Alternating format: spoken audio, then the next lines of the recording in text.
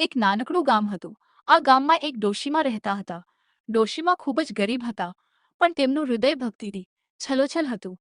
તેમનો એક સહારો હતો, માં મેલડી. ડોશીમા રોજ સવારે વહેલા ઉઠી નાહી ધોઈને માં મેલડીના દીવાધૂપ કરે. માની મૂર્તિ સામે બેસીને તે પોતાની સુખ દુઃખની વાતો કરે. ગામના લોકો ક્યારેક તેમની મજાક ઉડાવતા કે ડોશીમા આટલી ભક્તિ કરો છો તોય માં તમારી ગરીબી કેમ નથી દૂર કરતી? ત્યારે ડોશીમા હસીને કહેતા, મારી મેલડી માને ખબર છે કે મારે ક્યારે શું જોઈએ. મારો વિશ્વાસ અડગ છે. પરીક્ષાનો સમય. એક વખત ગામમાં ભારે દુષ્કાળ પડ્યો. ખાવા માટે અનાજ નહોતું અને પીવા માટે પાણી નહોતું. ડોશીમા પાસે તો પહેલેથી જ કાંઈ નહોતું. હવે તો સ્થિતિ એવી આવી કે તે ભૂખ્યા સૂવા લાગ્યા. પણ તેમણે માની ભક્તિ છોડી નહીં. એક રાત્રે ડોશીમા ખૂબ જ ભૂખ્યા હતા અને માં સામે દીવો કરીને રડવા લાગ્યા.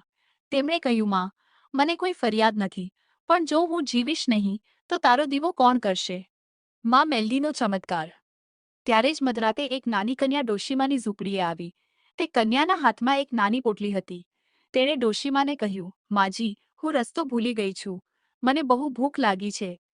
તમારી પાસે કંઈ ખાવાનું છે? ડોશીમાની આંખમાં આંસુ આવી ગયા. તેમણે કહ્યું, બેટા, મારી પાસે તો કાંઈ નથી, પણ આમાં મેલડીના પ્રસાદમાં થોડાક મમરા પડ્યા છે, તે તું ખાઈ લે.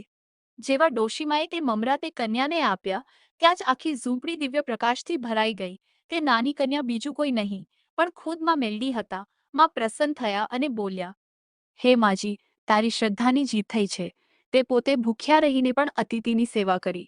આજથી તારા ઘરે ક્યારેય અન્ન અને ધન ખૂટશે નહીં. જ્યારે ડોશીમાએ આંખ ખોલી ત્યારે તેમની ઝૂંપડી અનાજથી ભરાઈ ગઈ હતી. ગામ આખું આ ચમત્કાર જોઈને સ્તબ્ધ થઈ ગયું. ત્યારથી કહેવાય છે કે જે ભક્ત સાચા હૃદયથી અને નિસ્વાર્થ ભાવે માં મેલડીને ભજે છે, માં તેને ક્યારેય નિરાશ કરતી નથી. જય માં મેલડી.